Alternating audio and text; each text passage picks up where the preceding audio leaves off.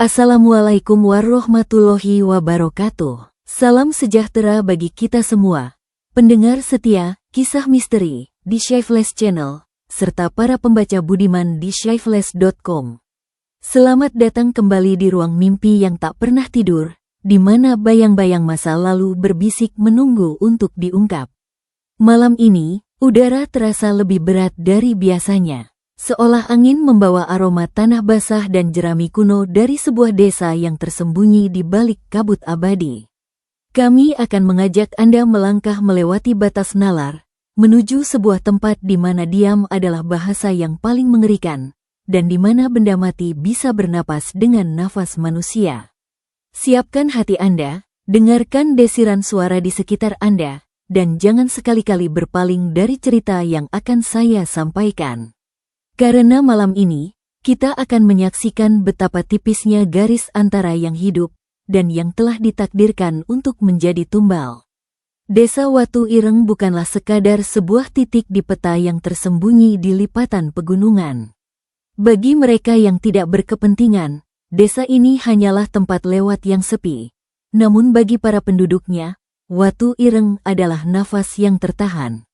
Namanya sendiri diambil dari sebuah batu andesit raksasa yang berdiri sendirian di pinggir hutan, hitam pekat dan selalu basah oleh embun yang tak pernah kering, seolah batu itu sedang berkeringat ketakutan. Lokasinya berada di lembah yang diliputi kabut tebal setiap pagi, bahkan ketika musim kemarau panjang melanda bumi Jawa. Kabut itu bukan sekadar uap air, melainkan selimut tebal yang menahan rahasia-rahasia tua agar tidak terbang ke angkasa. Pemerintah kecamatan seolah sengaja melupakan keberadaan desa ini. Dalam arsip desa, Watu Ireng hanya tercatat seadanya. Populasinya tidak lebih dari 300 jiwa. Sebagian besar adalah petani tua yang kulitnya sudah berkerut seperti kulit pohon jati.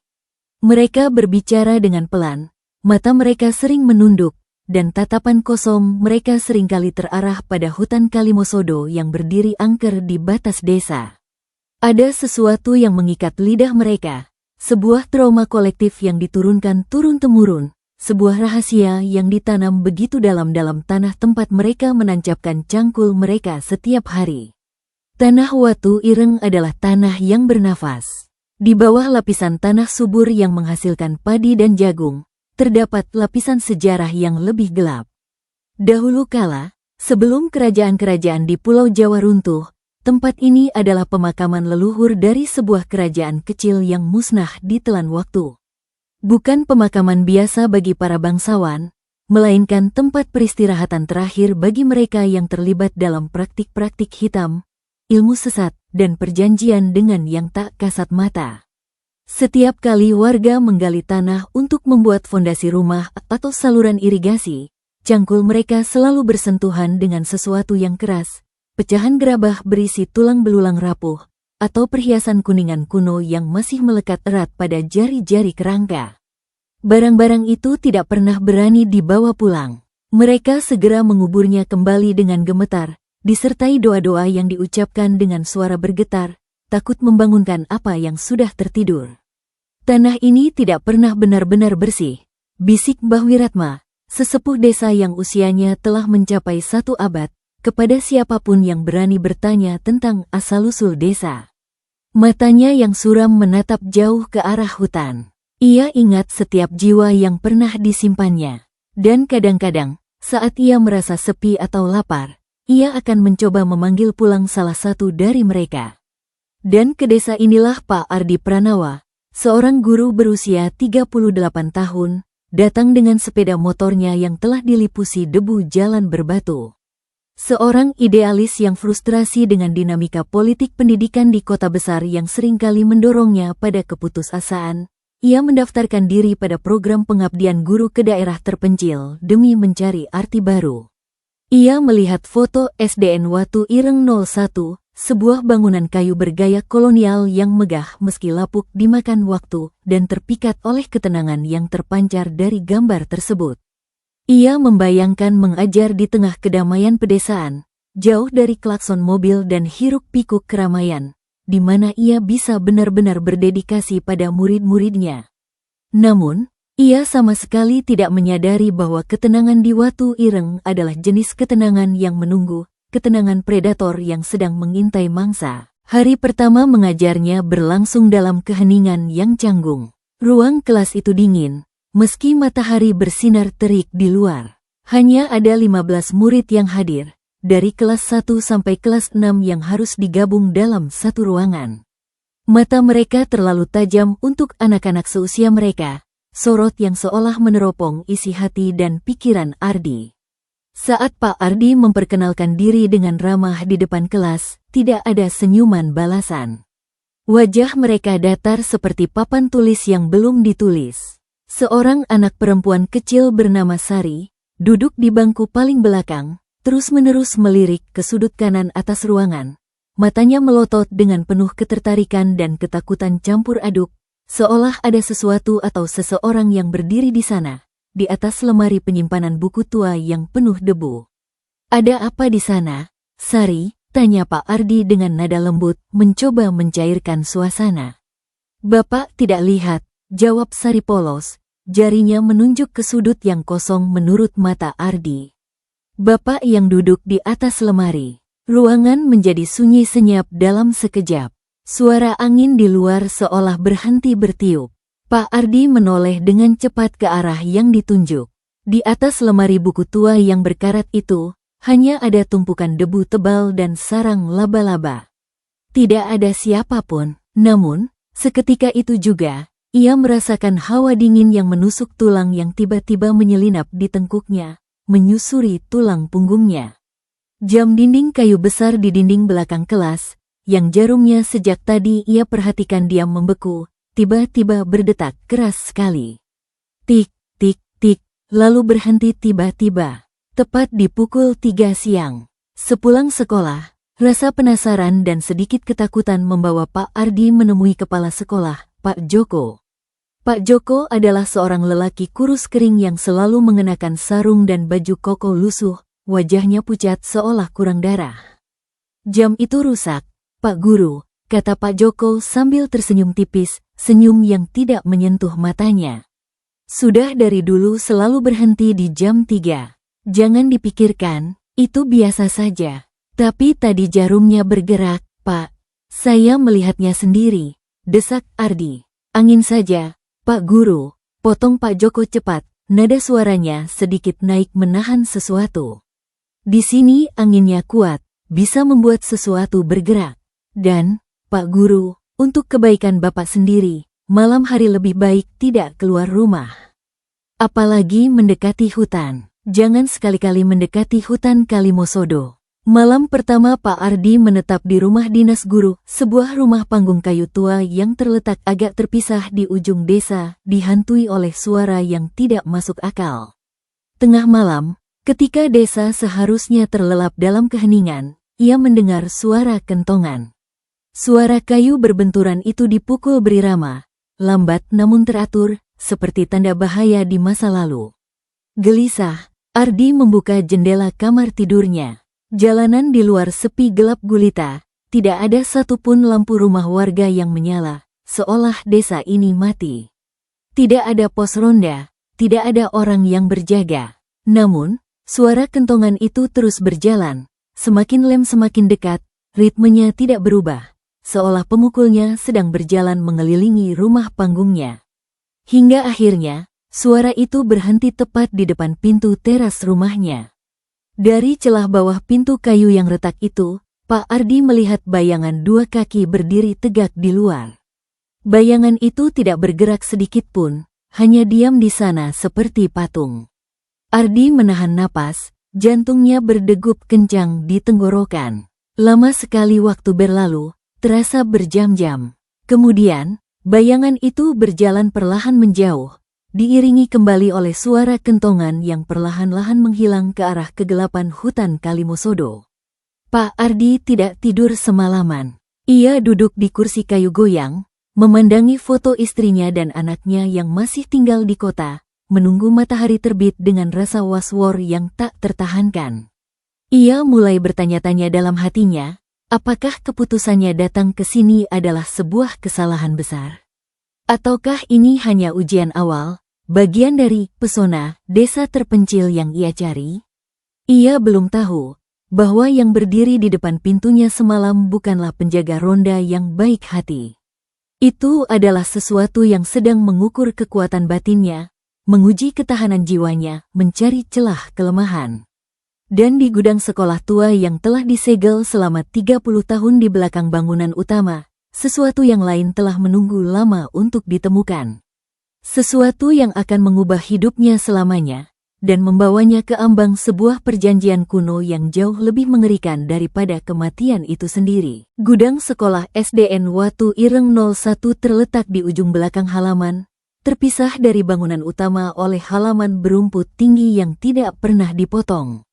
Pintunya terbuat dari kayu jati tebal yang sudah berubah warna menjadi keabu-abuan, dikunci dengan gembok besi berkarat sebesar kepalan tangan dewasa, dan yang paling mengherankan, dililit oleh seutas tali lawe, tali dari anyaman daun pisang yang sudah dihitamkan dengan simpul-simpul rumit yang tidak dikenal dalam ilmu pelayaran biasa.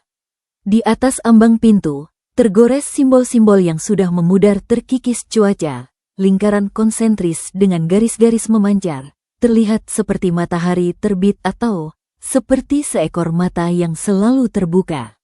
Rasa penasaran Pak Ardi adalah benang yang mulai menjerat lehernya. Sebagai guru baru, ia merasa perlu mengenal setiap sudut tempat ia bekerja, bukan hanya ruang kelas. Pada hari ketiganya, saat istirahat siang, ia bertanya pada Pak Joko tentang gudang terkunci itu sambil menunjuk dengan dagunya.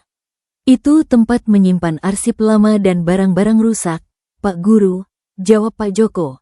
Matanya dengan sengaja menghindari pandangan Ardi, sibuk membersihkan debu di mejanya. Kuncinya sudah hilang lama, sudah puluhan tahun tidak dibuka, lebih baik dibiarkan saja. Tapi tali ini, simpulnya seperti ritual tertentu, Pak. Seperti yang digunakan dalam kepercayaan Jawa, kejar Ardi.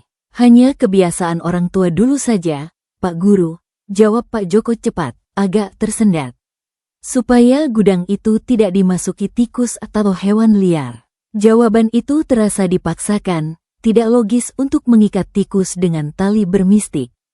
Rasa penasaran itu terus menggerogoti pikiran Pak Ardi. Malamnya, dalam tidurnya yang tidak nyenyak, ia bermimpi aneh.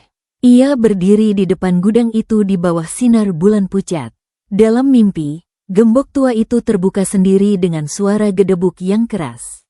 Tali lawe hitam itu seolah memiliki nyawa, melilit pergelangan tangannya satu persatu, menariknya masuk ke dalam kegelapan gudang. Di dalam, gelap pekat, tapi ia bisa mendengar suara napas berat dan teratur. Huk, huk. Seperti ada makhluk besar yang sedang tertidur pulas. Ia terbangun dengan keringat dingin yang membasahi punggung bajunya. Kamar terasa pengap, dan lagi-lagi, dari kejauhan, ia mendengar suara kentongan. Kali ini suaranya lebih dekat, begitu dekat seolah pemukulnya berdiri tepat di halaman rumah dinasnya. Tekadnya mulai membuncah, menutupi rasa takut. Besok, ia harus tahu apa yang ada di dalam gudang itu. Keesokan harinya, dengan alasan mencari peta dunia lama untuk bahan pelajaran geografi, ia mendatangi gudang itu membawa sebuah gergaji besi kecil yang ia pinjam dari tetangganya. Murid-murid sudah pulang, keamanan sekolah sepi sunyi. Hanya suara angin yang mendesau melalui sela-sela papan kayu lapuk bangunan tua itu yang terdengar. Dengan sedikit rasa bersalah dan jantung berdebar, ia menggergaji gembok tua itu. Krik, krik, krik, suara besi menggerus besi terdengar nyaring di keheningan. Gembok itu jatuh ke tanah berdebung. Tali lawe hitam itu, saat disentuh oleh jari Ardi, terasa dingin sekali dan lembab, teksturnya licin seperti kulit ular mati. Dengan hati-hati, ia melepaskan simpul-simpulnya. Saat pintu kayu terbuka perlahan, segumpal udara basi, berdebu, dan berbau apek menyergap wajahnya. Bau itu adalah campuran dari tanah basah yang tidak pernah terkena matahari, kayu lapuk, dan sesuatu yang lain, bau manis busuk, seperti daging bunga bangkai yang sedang membusuk. Di dalam, gelap gulita. Senter ponselnya menyala, menembus kegelapan, menyapu tumpukan kursi kayu rusak tanpa kaki, meja-meja bolong, dan tumpukan buku-buku laporan peluru yang berjamur dari era 70-an. Lalu, sinar senter itu menyapu sebuah rak kayu di sudut paling dalam, dekat tumpukan koran tua. Dan di sana, duduk sendirian di rak itu, adalah sebuah boneka. Boneka itu terbuat dari kayu gelap, mungkin kayu sono keling yang keras, setinggi kurang lebih 60 cm. Bentuknya kasar dan tidak proporsional, seperti pahatan orang yang terburu-buru atau tukang ukir yang tidak ahli. Wajahnya hanya lekukan sederhana untuk mata dan mulut tanpa hidung. Seluruh permukaan tubuhnya tertutup jelaga hitam pekat, seolah boneka itu pernah dibakar atau dikubur dalam tumpukan arang selama bertahun-tahun. Yang paling mencolok adalah ikatan di tubuhnya, dari leher, dada, perut, hingga pergelangan tangan dan kaki, dililit erat oleh benang lawi hitam yang sama persis dengan yang melilit pintu gudang tadi. Di bagian dada boneka, tepat di tempat jantung manusia berada, terukir sekumpulan aksara Jawa kuno. Pak Ardi yang sedikit mempelajari budaya Jawa merasa familiar dengan bentuk hurufnya. Itu adalah aksara Hanakaraka, tetapi disusun dalam pola melingkar yang aneh, mengunci sebuah titik di tengahnya. Dengan hati berdebar kencang dan rasa penasaran yang memuncak, ia meraih boneka itu. Saat jari-jarinya menyentuh kayunya, sebuah sensasi dingin yang menusuk langsung merambat hebat hingga ke siku. Bukan dingin kayu biasa atau udara lembab. Ini adalah dingin yang basah, berat, dan dalam dinginnya tanah liat kuburan di musim hujan. Ia hampir menjatuhkan boneka itu karena kaget. Dari dalam boneka, sangat samar di antara keheningan, ia mendengar suara. Seperti desahan panjang napas seseorang yang tertidur. Atau mungkin hanya suara angin yang terjebak di dalam rongga kayu yang lapuk. Tanpa sadar, ia membawa boneka itu keluar dari gudang, ke terang matahari sore. Di bawah sinar matahari yang mulai redup, boneka itu tampak lebih menyeramkan.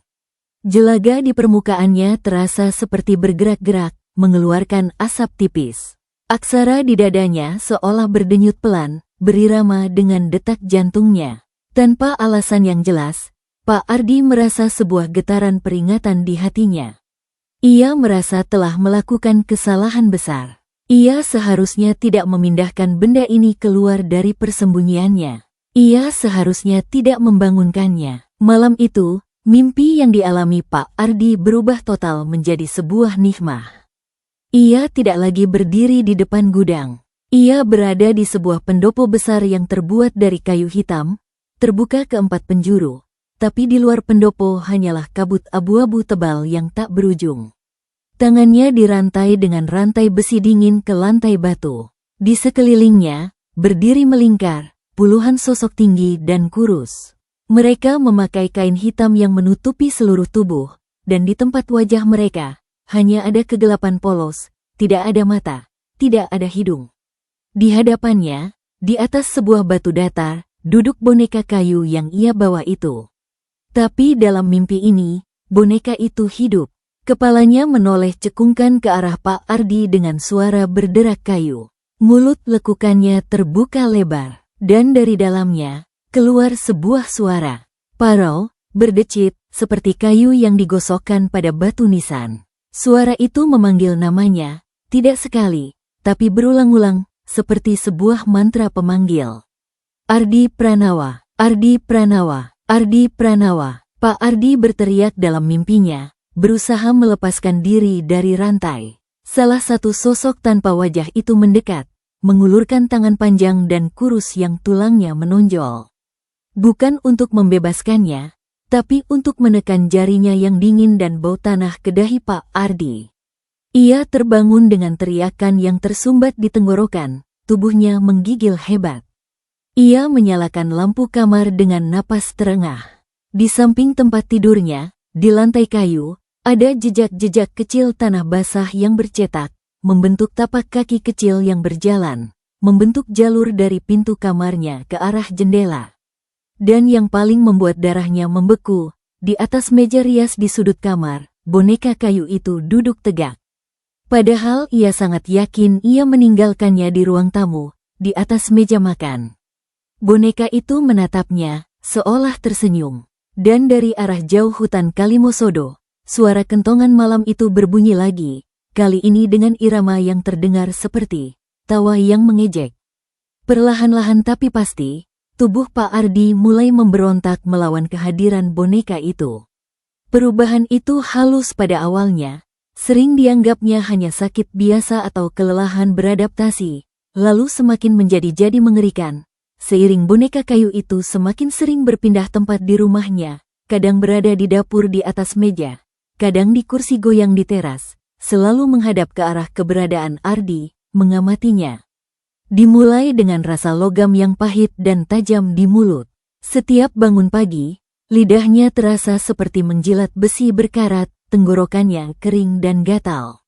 Lalu, suatu pagi yang berkabut, saat ia sedang menyikat gigi di depan cermin kamar mandi, perutnya tiba-tiba mual hebat.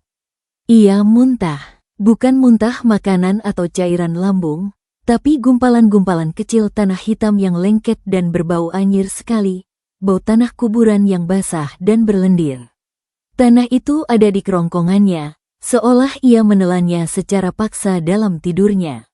Ardi terpana, memandang gumpalan tanah di wastafel itu dengan rasa ngeri yang tak terlukiskan, lalu membersihkannya dengan tangan gemetar. Murid-murid di sekolah mulai menjauh. Mereka tidak lagi menjawab pertanyaannya dengan antusias seperti minggu pertama.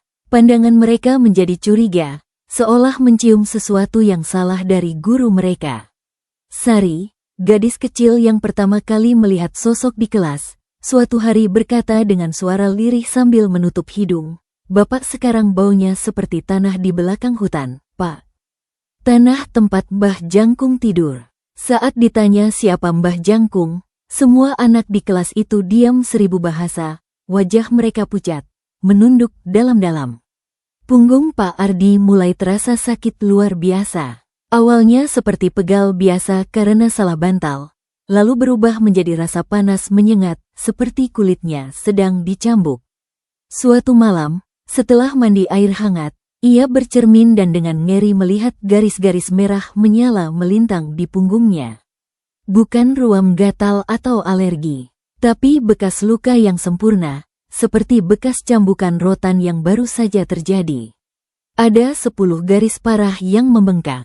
Mereka berdenyut pelan, seperti jantung kedua di punggungnya, lalu perlahan memudar dalam beberapa jam, meninggalkan rasa nyeri mendalam di tulang punggung. Fenomena paling mengerikan yang membuat kewarasannya goyah adalah bayangannya sendiri. Suatu siang yang cerah, saat ia berjalan santai di halaman sekolah menuju kantor, Pak Joko yang sedang menyiram tanaman tiba-tiba berteriak histeris, "Pak Guru, bayangan Anda, lihat ke belakang." Pak Ardi menoleh bingung ke belakang. Bayangannya sendiri, yang seharusnya mengikuti tepat di bawah kakinya sesuai hukum alam, tertinggal sekitar 2 meter di belakangnya. Bayangan itu berdiri tegak, terpisah jelas darinya, di bawah pohon beringin tua yang rimbun. Dan yang membuat darah Ardi membeku seketika, bentuk bayangan itu tidak persis seperti dirinya. Kepalanya tampak lebih besar dan lonjong, bahunya lebih miring, dan di tangannya, bayangan itu seolah memegang sesuatu yang panjang dan bengkok, seperti tongkat atau sebuah boneka. Bayangan itu diam beberapa detik, menatapnya, lalu dengan gerakan tersentak yang tidak wajar, bayangan itu menyusul dan menyatu kembali dengan kakinya. Semua terjadi dalam keheningan yang mencekam. Pak Joko pucat pasi, air penyiraman terjatuh dari tangannya. Itu pertanda buruk, Pak Guru, bisiknya ketakutan. Jiwa Anda mulai tidak sejalan dengan raga. Anda mulai terlepas. Anda harus pergi dari sini. Sekarang juga, sebelum terlambat. Tapi Pak Ardi sudah terlalu lemah secara fisik, terlalu penasaran secara intelektual, dan terlalu terjebak secara mistis. Ia merasa ada kebenaran mengerikan yang harus ia ketahui sampai habis. Ia tidak bisa pergi begitu saja dengan ekor di antara kaki. Pada suatu malam Jumat Kliwon, hari yang dianggap keramat dan penuh kuasa gaib dalam kepercayaan Jawa, sebuah peristiwa aneh mengguncang desa. Beberapa warga yang pulang dari mengaji di musola melihat sosok yang sangat mirip Pak Ardi berjalan lambat di tepi hutan Kalimosodo. Sosok itu berjalan kaku, tidak menoleh ke kanan atau kiri, menatap lurus ke depan kosong. Ia mengenakan kemeja batik yang sama persis dengan yang dipakai Pak Ardi mengajar hari itu. Tapi ada yang sangat salah, wajahnya terlalu pucat seperti kapur, dan matanya kosong tidak berbinar. Di tangannya, ia membawa sesuatu yang gelap dan panjang. Salah satu warga, seorang pemuda pemberani bernama Rudi, mencoba memanggil, "Pak Guru Ardi, mau kemana ini malam-malam?" Sosok itu berhenti mendadak. Kepalanya menoleh perlahan dengan suara berderak seperti engsel pintu tua yang berkarat. Ia tidak menjawab, hanya tersenyum tipis, senyum yang sangat lebar dan tidak wajar. Senyum yang tidak sampai ke mata yang kosong itu. Lalu ia melanjutkan langkahnya, menghilang di balik pepohonan gelap pertama hutan tanpa suara. Rudi dan yang lain penasaran sekaligus ketakutan bukan main. Mereka memutuskan untuk mengecek rumah dinas Pak Ardi. Dengan hati berdebar, mereka mengetuk pintu. Lama tidak ada jawaban. Akhirnya, khawatir terjadi sesuatu, mereka mendobrak pintu yang ternyata tidak terkunci. Di dalam kamar gelap, di atas tempat tidur, terbaring Pak Ardi. Ia demam tinggi, keringat dingin membasahi seluruh bantal dan sprei, mengigau tidak karuan menyebut-nyebut kata-kata yang tidak jelas. Pakaiannya, yang persis sama dengan yang dipakai sosok tadi, tergantung rapi di kursi belakang pintu. Tubuhnya jelas tidak pergi kemana-mana malam itu, ia tidur lemas. Lalu apa, atau siapa, yang mereka lihat berjalan masuk ke hutan tadi? Keesokan harinya, desa gempar. Semua bisik-bisik tentang penampakan, jalan-jalannya, Pak Ardi menyebar cepat dari mulut ke mulut. Pak Joko, dengan wajah berat dan penuh rasa iba, akhirnya membawa Pak Ardi yang masih lemah dan linglung untuk menemui satu-satunya orang yang mungkin tahu jawabannya, Mbah Wiratma, sesepuh desa yang tinggal di sebuah pondok kecil reot di perbatasan antara desa dan hutan. Mbah Wiratma adalah lelaki tua berusia mungkin 90 tahun, kulitnya keriput seperti kulit kayu jati, tapi matanya masih tajam dan jernih menembus jiwa. Ia menerima mereka di beranda rumahnya sambil menghisap pipi tembakau, memandangi hutan Kalimosodo dengan tatapan sedih dan dalam. "Bapak telah menyentuh yang tidak boleh disentuh," kata Mbah Wiratma, suaranya parau namun penuh wibawa, langsung pada Ardi. "Bapak telah membangunkan yang seharusnya tetap tidur selamanya." Lalu, dengan napas berat dan sesekali batuk, ia mulai menceritakan kisah kelam yang disembunyikan desa. Cerita tentang perjanjian tua antara leluhur desa dan penghuni hutan, tentang pesugihan yang diterima demi kemakmuran, dan tentang boneka kayu yang bukan sekadar mainan anak-anak, melainkan sebuah penjara abadi. Penjara bagi sukma manusia. Dan Pak Ardi, dengan batinnya yang lemah karena kerinduan yang mendalam pada keluarga di kota, kebingungan di tempat baru yang asing, dan rasa kesepian yang mencekam di rumah tua itu, telah menjadi target yang sempurna. Ia telah dipilih. Frekuensi jiwanya cocok dengan kelaparan boneka itu. Boneka itu sedang mengosongkan dirinya, bersiap untuk diisi oleh sesuatu yang baru. Dan jika proses transfer itu selesai, tidak akan ada lagi Pak Ardi yang mereka kenal. Hanya akan ada sebuah wadah berjalan kosong, sebuah boneka manusia yang hidup, yang akan melayani sesuatu yang jauh lebih tua dan lebih haus dari yang bisa dibayangkan siapapun di desa ini. Di bawah cahaya lampu minyak yang berkedip-kedip redup di pondok Mbah Wiratma, kebenaran yang mengerikan itu akhirnya terungkap sepenuhnya. Udara di dalam pondok terasa berat dan padat, seolah hutan di luar sedang mendengarkan dan menahan napas. Desa Watu Ireng, mulai Mbah Wiratma sambil memijat lututnya yang sakit, tidak selalu miskin dan sepi sunyi seperti sekarang. Sekitar 200 tahun lalu, di bawah pimpinan seorang sesepuh yang sangat disegani bernama Ki Ageng Kalimosodo, desa ini makmur raya. Sawah selalu subur, ternak gemuk-gemuk, hasil panen berlimpah ruah. Tapi itu bukan karena kerja keras petani atau berkah alam biasa. Itu adalah berkah yang dibeli dengan harga yang sangat mahal. Ki Ageng Kalimosodo, diceritakan Mbah Wiratma, adalah seorang yang mendalami ilmu hitam tingkat tinggi. Ia melakukan kontak dan negosiasi dengan kekuatan-kekuatan dari alam lain, kekuatan gaib yang mendiami hutan Kalimosodo, yang kini menyandang namanya.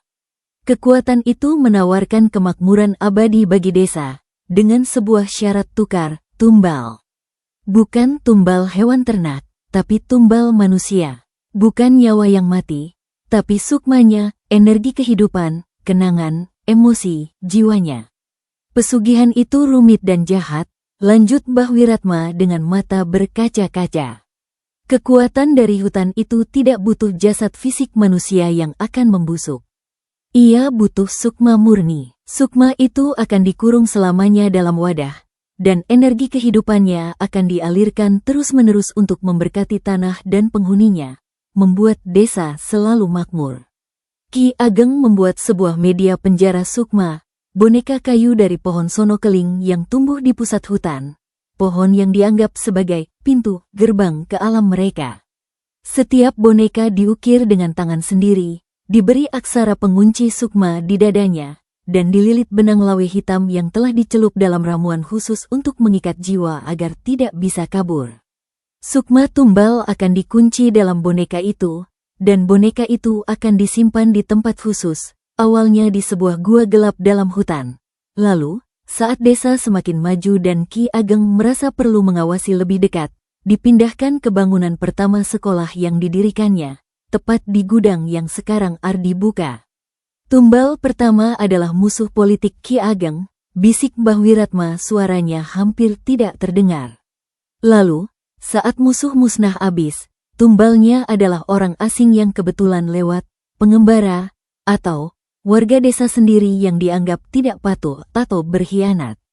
Kemakmuran itu bertahan selama beberapa generasi, tapi setiap tumbal meninggalkan jejak kelam, kemarahan, teror, dan kutukan. Desa mulai sering dilanda mimpi buruk massal, penyakit aneh yang menelan korban jiwa, dan bayangan-bayangan hitam yang berjalan di malam hari. Keturunan Ki Ageng yang terakhir, seorang wanita bernama Sri Wedatama, merasa jijik dan sangat takut dengan kekejaman leluhurnya. Ia ingin menghentikan siklus darah ini. Tapi perjanjian dengan kekuatan hutan tua itu tidak bisa diputus begitu saja, kata Mbah Wiratma.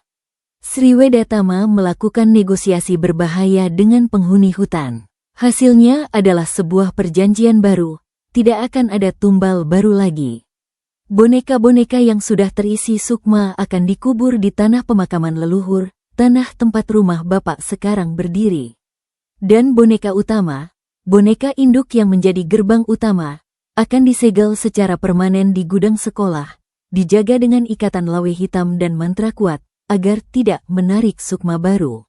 Namun, perjanjian baru itu memiliki syarat bunga yang fatal. Jika ikatan pada boneka induk itu rusak, jika seseorang menyentuhnya, membawanya keluar dari tempatnya, maka perjanjian lama akan otomatis aktif kembali. Boneka yang kosong dan lapar akan mencari mangsa baru untuk mengisi dirinya. Dan ia akan memilih orang yang paling lemah pertahanan jiwanya, orang yang kesepian, penuh keraguan, penuh ketakutan, atau orang asing yang energinya tidak selaras dengan perlindungan desa. Bapak, Pak Ardi, tatap Mbah Wiratma tajam ke mata Ardi, adalah orang asing. Bapak kesepian, merindukan keluarga di kota, bingung dengan adat aneh di sini.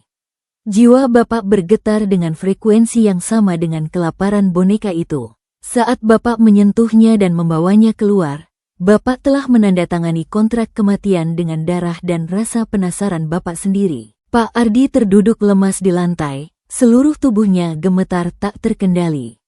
Jadi, sukma saya sedang ditarik pelan-pelan, jawab Mbah Wiratma dengan suara datar dan dingin. Prosesnya bertahap. Muntah tanah adalah tanda bumi mulai mengklaim Bapak. Bekas cambuk adalah tanda sukma Bapak sedang disiksa untuk melemah sebelum dicabut paksa. Bayangan yang tertinggal adalah tanda sukma mulai terlepas dari jasad fisik. Dan sosok yang dilihat warga berjalan tadi, itu adalah shell atau tubuh astral Bapak yang sudah lebih dikuasai oleh energi boneka, berjalan menuju hutan untuk upacara penyerahan terakhir. Lalu bagaimana cara menghentikannya? Teriak Pak Ardi dengan suara serak dan putus asa. Air mata mulai mengalir di pipinya. Mbah Wiratma menghela napas panjang. Sulit, sangat sulit. Ritual pelepasan harus dilakukan di makam Ki Jangkung, nama lain Ki Ageng Kalimosodo, di dalam hutan. Di tempat perjanjian pertama itu dibuat. Tapi itu berbahaya sekali. Kekuatan di hutan itu tidak akan melepaskan mangsa yang sudah hampir sampai di mulutnya dengan mudah. Tapi kita harus mencoba, apapun resikonya, seru Pak Joko dengan tegas. Mbah Wiratma mengangguk pelan, matanya melamun. Kita punya waktu sampai bulan purnama berikutnya. Saat bulan purnama, gerbang antara alam sepenuhnya terbuka lebar. Jika sampai saat itu sukma Pak Ardi sudah sepenuhnya terkunci dalam boneka, maka tidak ada yang bisa dilakukan lagi. Jasad Bapak akan menjadi kosong, mati suri selamanya, atau menjadi boneka manusia yang berjalan, melayani kekuatan hutan selamanya. Rencana dibuat dengan matang. Mereka akan mempersiapkan ritual selama seminggu. Pak Ardi harus tinggal di pondok Mbah Wiratma, dilindungi oleh lingkaran garam dan mantra pembatas setiap malam. Boneka kayu itu harus diamankan, tapi tidak boleh dihancurkan, karena menghancurkannya sekarang bisa memutus sisa hubungan sukma Pak Ardi dengan jasadnya selamanya. Malam itu, saat Pak Ardi berbaring di lantai pondok, dilindungi oleh lingkaran garam dan susunan bunga kantil yang wangi di sekelilingnya, ia kembali bermimpi. Tapi kali ini, mimpinya lebih jelas, lebih nyata dari sebelumnya. Ia berdiri di sebuah hutan yang sangat gelap, tanpa bintang dan bulan. Namun anehnya ia bisa melihat dengan jelas. Di depannya berdiri sebuah pohon raksasa, jauh lebih besar dan lebih tua dari pohon manapun yang pernah ia lihat di dunia nyata. Akarnya menjalar besar seperti ular-ular raksasa yang sedang tidur. Dan dari akar-akar serta dahan-dahannya yang rendah, tergantung ratusan, bahkan mungkin ribuan, boneka kayu. Boneka-boneka itu bergoyang pelan tertiup angin yang tidak ia rasakan di kulitnya. Setiap boneka memiliki wajah yang berbeda-beda, beberapa terlihat seperti sedang menangis terseduh-seduh, beberapa seperti berteriak dalam diam yang sunyi. Di antara mereka, ia melihat beberapa boneka yang wajahnya ia kenali, wajah murid-muridnya yang paling pendiam, wajah Pak Joko yang masih muda dulu, bahkan wajah Mbah Wiratma yang lebih muda. Semua orang yang pernah gagal menolak pesugihan, atau yang sukmanya diambil sebagai tumbal, ada di sana. Lalu, dari balik batang pohon raksasa itu, muncul sosok tinggi yang membungkuk. Ia memakai jubah hitam panjang yang menyapu tanah, dan wajahnya adalah wajah boneka kayu yang ia temukan di gudang, tapi hidup, bernapas, dan matanya adalah dua lubang hitam yang dalam tanpa dasar. Sosok itu mengulurkan tangan panjangnya yang penuh luka. Ardi Pranawa, suaranya bergema berlapis, seperti banyak suara yang menyatu menjadi satu. Kamu sudah setengah milik kami. Tinggal selangkah lagi. Jangan melawan. Di sini, kamu akan abadi. Kamu akan menjadi bagian dari kemakmuran yang abadi. Kamu tidak akan pernah merasa lapar, sakit, atau kesepian lagi. Boneka-boneka di pohon itu mulai berbisik serentak, memanggil namanya dengan lembut, mengajaknya bergabung dalam keabadian yang kelam. Pak Ardi terbangun dengan jantung berdebar kencang seperti hendak pecah. Di seberang ruangan, di luar lingkaran garam pelindungnya, di atas meja kayu, boneka kayu itu duduk tegak. Dan di dadanya, aksara pengunci itu bersinar redup, seperti kunang-kunang di tengah kuburan.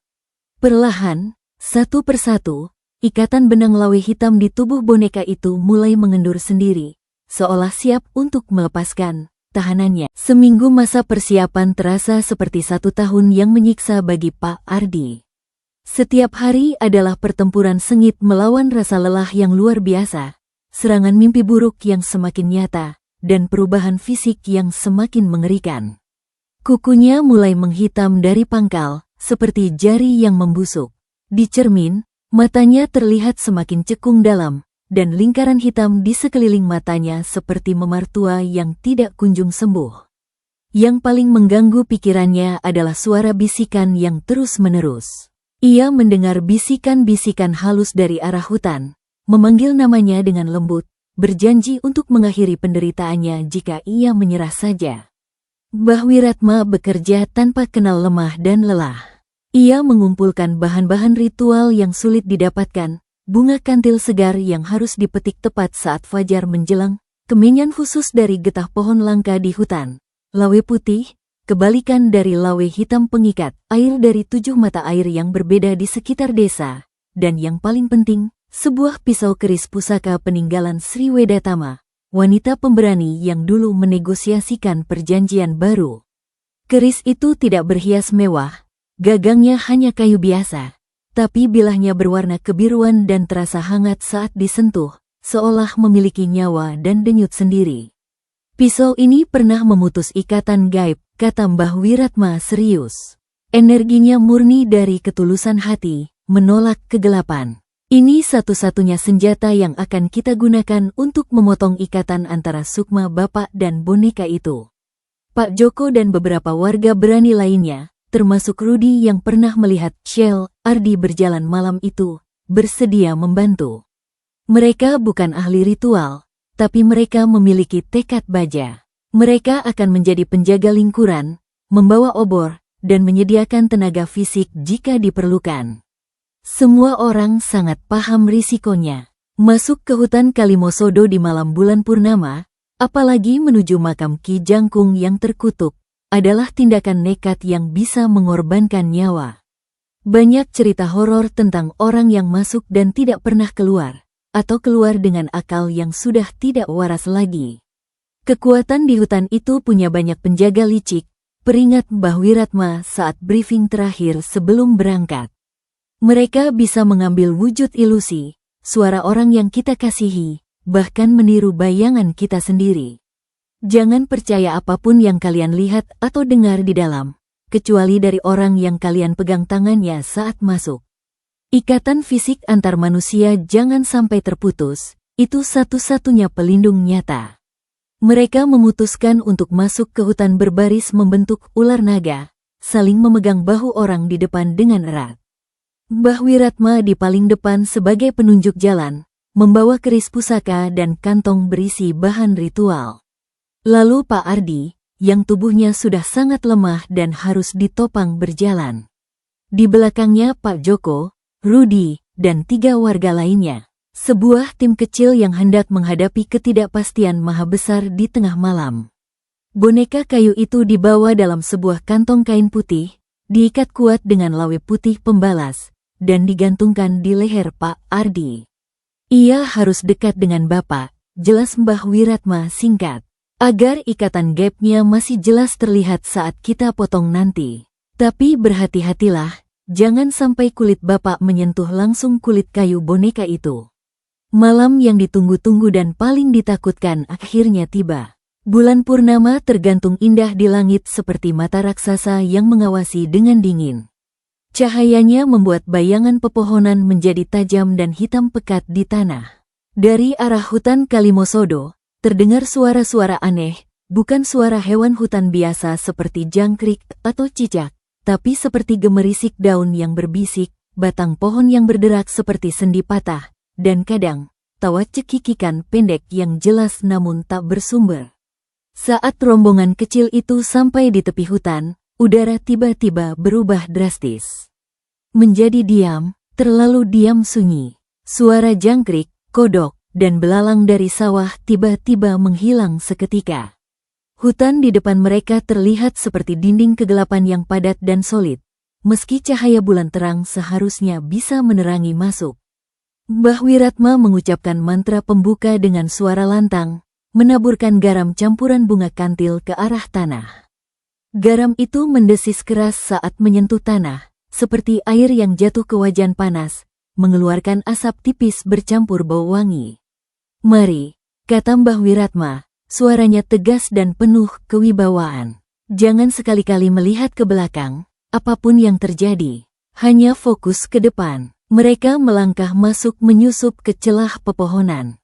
Suhu di dalam hutan langsung turun drastis. Dinginnya menusuk hingga ke tulang sumsum, berbeda dengan dingin malam biasa. Pepohonan tumbuh sangat rapat. Akar-akar besar menjalar di tanah seperti ular-ular raksasa yang sedang membeku. Cahaya bulan hanya bisa menyelinap sesekali melalui celah daun yang rimbun, membuat pola cahaya dan bayangan yang menipu mata. Jalur setapak yang seharusnya mereka ikuti, sebuah jalur tua yang hampir tertutup semak belukar, kadang terlihat jelas, kadang seolah menghilang, digantikan oleh dinding akar atau semak berduri yang menghalangi jalan. Baru 10 menit berjalan menyusuri kegelapan, ilusi pertama muncul menghadang.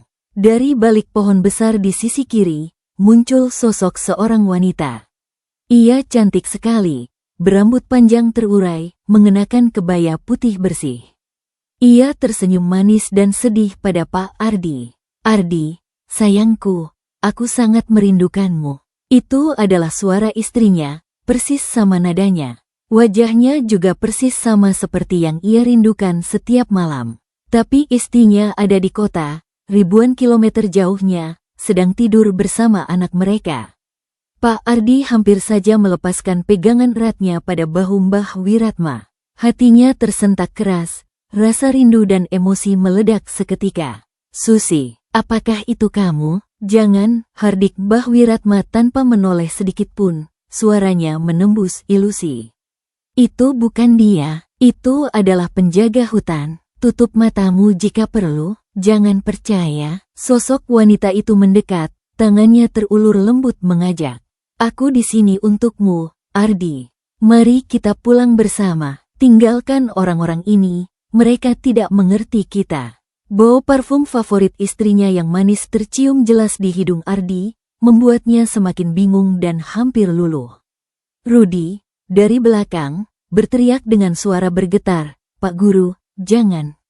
Lihat kakinya, lihat kakinya." Pak Ardi memaksa dirinya untuk melihat ke bawah, melawan saran Mbah Wiratma sebentar. Di bawah rok kebaya putih panjang yang menyapu tanah itu, tidak ada kaki manusia yang bersandalkan sepatu. Yang ada adalah akar-akar kayu hitam yang tipis dan kering, seperti kaki laba-laba, menancap dan bergerak di tanah. Sosok itu bukan berjalan, tapi melayang di atas akar-akarnya. Sosok wanita itu mendengus marah, wajah cantiknya berubah seketika menjadi sesuatu yang runcing, penuh duri, dan benci, lalu menghilang dalam kabut tipis yang tiba-tiba muncul. Mereka melanjutkan perjalanan dengan lebih waspada. Semakin dalam mereka menembus hutan, tekanan di kepala mereka semakin kuat terasa. Seperti ada beban batu yang menindis pikiran, membuat berpikir menjadi lambat dan sulit. Suara bisikan semakin banyak dan bising, dalam berbagai bahasa dan dialek, memanggil nama masing-masing dengan janji-janji manis atau ancaman mengerikan, mencoba mencari celah kelemahan. Lalu, setelah berjalan sekian lama, mereka tiba di sebuah tempat yang agak terbuka. Sebuah lapangan kecil di tengah hutan yang ditumbuhi rumput pendek aneh berwarna keabu-abuan pucat. Di tengah lapangan, berdiri sebuah batu nisan besar dan miring, ditutupi lumut tebal dan aksara-aksara Jawa kuno yang sudah hampir aus tak terbaca. Itu adalah makam Ki Jangkung, pusat dari semua kesurupan ini. Tapi yang membuat darah mereka membeku bukan nisannya. Di sekeliling lapangan, berdiri melingkar, puluhan sosok manusia. Mereka berdiri kaku, tidak bergerak sedikit pun seperti patung lilin. Saat obor yang dibawa Rudi didekatkan, terlihat bahwa mereka adalah orang-orang asli. Warga desa, beberapa wajahnya dikenal, ada penjaga warung, petani tua, bahkan beberapa anak-anak. Tapi mata mereka kosong melompong, terbuka lebar tanpa berkedip, tanpa cahaya kehidupan. Dan dari mulut mereka yang terbuka, keluar benang lawe hitam tipis yang berkelindan, membentang dan terhubung ke arah tengah lapangan, ke sebuah pohon sono keling muda yang tumbuh tepat di belakang nisan. Di salah satu dahan rendah pohon sono keling itu, tergantung boneka kayu induk yang lebih besar dari biasa, dengan puluhan benang lawe hitam terhubung padanya seperti seekor laba-laba hitam raksasa yang duduk di tengah jaringnya. Penjaga Sukma, bisik Mbah Wiratma dengan wajah pucat pasi. Mereka yang sukmanya sudah diambil, tapi jasadnya masih berjalan, dijaga oleh sisa benang gaib. Mereka akan melindungi pusatnya dengan nyawa mereka. Saat kata-kata itu keluar dari mulut Mbah Wiratma, puluhan pasang mata yang kosong dan sayu itu secara serentak menoleh pelan ke arah rombongan. Angin berhenti bertiup, hanya suara detak jantung mereka yang terdengar. Dan ritual paling berbahaya di malam itu pun akan segera dimulai. Dan begitulah keadaan mencekam yang sedang dihadapi oleh Pak Ardi dan rombongan malam ini. Perjalanan mereka ke dalam hutan Kalimosodo semakin menemui jalan buntu yang penuh teror. Terungkaplah sudah rahasia kelam bahwa boneka kayu yang ditemukan Pak Ardi ternyata adalah penjara bagi sukma manusia. Saat ritual penyelamatan baru saja dimulai, situasi menjadi jauh lebih berbahaya dari yang dibayangkan.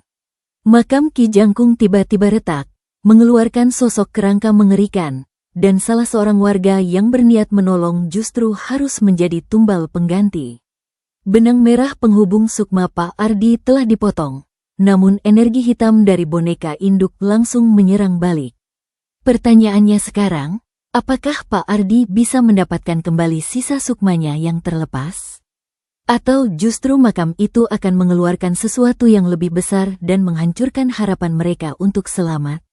Apakah Mbah Wiratma yang terkepung di tengah lapangan masih memiliki kesempatan untuk bergabung kembali? Saya, selaku narator kisah misteri, ingin mengucapkan terima kasih yang sedalam-dalamnya kepada teman-teman semua yang sudah menyimak cerita ini di Shyfeless Channel, serta para pembaca setia di shyfeless.com. Dukungan kalian membuat semangat kami untuk terus bercerita semakin membara. Jika kalian merasa penasaran dan ingin tahu kelanjutan nasib Pak Ardi, jangan lupa untuk menekan tombol like, memberikan komentar kalian di bawah, dan share cerita ini ke teman atau keluarga agar mereka juga ikut merasakan ketegangan kisah ini. Sampai jumpa di kisah selanjutnya. Wassalamualaikum warahmatullahi wabarakatuh.